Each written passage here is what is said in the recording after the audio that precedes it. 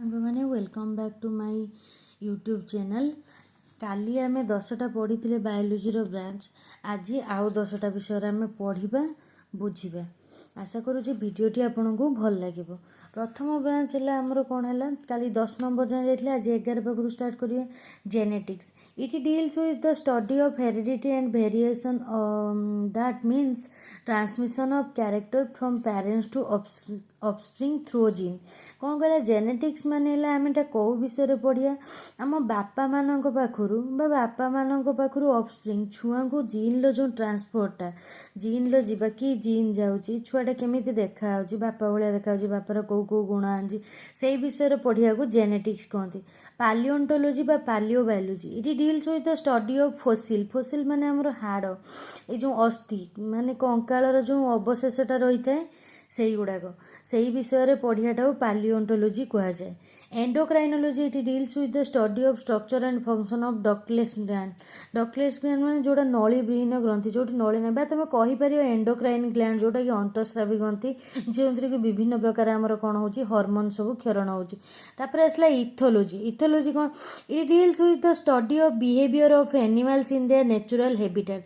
ତାମାନେ କ'ଣ କହିଲା, ପ୍ରାଣୀମାନଙ୍କର ବିହେଭିଅର୍ ମାନେ ବ୍ୟବହାର କେଉଁଠି, ତାଙ୍କ ନ୍ୟାଚୁରାଲ୍ ହେବିଟାଟ୍ରେ, ତାଙ୍କର ପ୍ରାକୃତିକ ଯେଉଁ ପରିବେଶରେ ରହୁଛନ୍ତି ସେଠି ପ୍ରାଣୀମାନଙ୍କର ବ୍ୟବହାର କେମିତି ଜାଣିବା ପାଇଁ ଆମେ କ'ଣ ପଢ଼ିବା, ଇଥୋଲୋଜି ପଢ଼ିବା। ଇଥେନୋଲୋଜି କ'ଣ, it deals with study of different human races, their distribution and relationship. ଏଇଟା କେଉଁ ବିଷୟରେ, ଜାତି ବିଜ୍ଞାନ ସହିତ ଜଡ଼ିତ।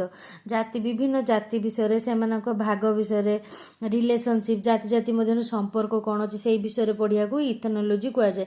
ୟୁଜେନିକ୍ସଟା କ'ଣ, it deals with the study of human genetics related to the improvement of human race. ତାମାନେ କ'ଣ କହିଲା, ଇମ୍ପ୍ରୁଭମେଣ୍ଟ ଅଫ୍ ହ୍ୟୁମାନ୍ ରେସ୍, ମାନବ ଜାତିର ଉନ୍ନତି, ହ୍ୟୁମାନ୍ ଜେନେଟିକ୍ସ, ମଣିଷର ଜିନ୍ ବିଷୟ ଜାଣିକି ତାର ଉନ୍ନତି କେମିତି କରାଯିବ, ସେଇଟା ଆମେ ପଢ଼ିବାକୁ ହେଲେ, ଜାଣିବାକୁ ହେଲେ ଆମେ କ'ଣ ପଢ଼ିବାକୁ ହେବ, ୟୁଜେନିକ୍ସ ପଢ଼ିବାକୁ ହେବ। ୟୁଥେନିକ୍ସଟା କ'ଣ, it deals with the study of science with improvement of life condition and the environment for the betterment of mankind. ଏଇଟା କେଉଁ ବିଷୟରେ, ଏହା ମାନବ ଜାତିର ଉନ୍ନତି ଓ ପରିବେଶ ଅବସ୍ଥା ସହିତ ଜଡ଼ିତ। ପରିବେଶର ଅବସ୍ଥା କେମିତି ଅଛି, ସେଇ ଅନୁସାରେ ଆମେ ପ୍ରତ୍ୟେକ ମାନବ ଜାତିର, ମାନବ ସମାଜର ଉନ୍ନତି କେମିତି କରିବା, ସେଇଟା ପଢ଼ିବାକୁ କରିବାକୁ ହେଲେ ଆମକୁ କ'ଣ ପଢ଼ିବାକୁ ପଡ଼ିବ, ୟୁଥେନିକ୍ସ ପଢ଼ିବାକୁ ପଡ଼ିବ। ତାପରେ ଆସିଲେ ୟୁଫେନିକ୍ସ କ'ଣ, it deals with the study of improvement of body function and treatment of defective heredity. ତ ଆମେ ଏଇଟା ୟୁଫେନିକ୍ସର କେଉଁ ବିଷୟରେ ପଢ଼ିବା, ବଡି ଫଙ୍କସନ୍, ବଡ଼ିର କାର୍ଯ୍ୟକାରିତା ବିଷୟରେ। ଆଉ କ'ଣ, ତ୍ରୁଟିପୂର୍ଣ୍ଣ ଯଦି ହେରିଡିଟି କେଉଁଠି ଗୋଟେ ମାନେ ଆମର ଭୁଲ, ଆମର ଜେଜେବାପା ତାଙ୍କ ପାଖରୁ ଗୋଟେ ମାନେ ଭୁଲ ତ୍ରୁଟିପୂର୍ଣ୍ଣ ହେରିଡିଟି ପଳେଇ ଆସିଛି ଆମକୁ, ତ ଆମେ ତାର କେମିତି ଟ୍ରିଟମେଣ୍ଟ କରିବା, କେମିତି ହେଉଛି ତାକୁ ଠିକ୍ କରିବା, ସେଇଟା କରିବାକୁ ହେଲେ ଆମକୁ ତ୍ରୁଟିପୂର୍ଣ୍ଣ ହେରିଡିଟିକୁ ଠିକ୍ କରିବାକୁ ହେଲେ ଆମେ କ'ଣ ପଢ଼ିବା, ୟୁଫେନିକ୍ସ ପଢ଼ିବା ଦରକାର ତା ପାଇଁ। ତାପରେ ଦେଖନ୍ତୁ ଆସିଲା କ'ଣ, biogeography, it deals with the study of distribution of organisms in various parts of the earth. ଏଇଟା କେଉଁ ବିଷୟରେ କହିଲେ, ଏହା ପୃଥିବୀର ବିଭିନ୍ନ ସ୍ଥାନରେ ଜୀବମାନଙ୍କ ବଣ୍ଟନ। ପୃଥିବୀର ବହୁତ ଜାଗା ଅଛି, ତ ସେଠି କେଉଁ ଜୀବମାନଙ୍କର ବଣ୍ଟନ ହେଇଛି, କେମିତି ବଣ୍ଟନ ହେଇଛି, ସେ ବିଷୟରେ ଏଇଟା କାର୍ଯ୍ୟ କରେ ବାୟୋଜିଓଗ୍ରାଫିଟା। ମେରାଇନ୍ ବାୟୋଲୋଜି କ'ଣ, it deals with the study of marine organism. ସାମୁଦ୍ରିକ ଜୀବମାନେ, ସମୁଦ୍ର ଭିତରେ ଯେଉଁ ଜୀବ ରହିଲେ ତାଙ୍କ ବିଷୟରେ ପଢ଼ିବାକୁ ହେଲେ ଆମେ କ'ଣ, ତାଙ୍କ ବିଷୟରେ ଜାଣିବାକୁ ହେଲେ ଆମକୁ କ'ଣ ପଢ଼ିବାକୁ ପଡ଼ିବ, ମେରାଇନ୍ ବାୟୋଲୋଜି ବିଷୟରେ ପଢ଼ିବାକୁ ହେବ।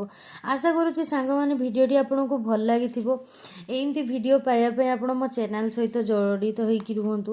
ମୋ ଚ୍ୟାନେଲ୍ଟି ଭଲ ଲାଗିଲେ ଲାଇକ୍ କରନ୍ତୁ, ସେୟାର କରନ୍ତୁ, ସବସ୍କ୍ରାଇବ୍ କରନ୍ତୁ। ଧନ୍ୟବାଦ ସାଙ୍ଗମାନେ। ଆଶା କରୁଛି ସମସ୍ତେ ଭଲରେ ଥିବେ, ଖୁସିରେ ଥିବେ।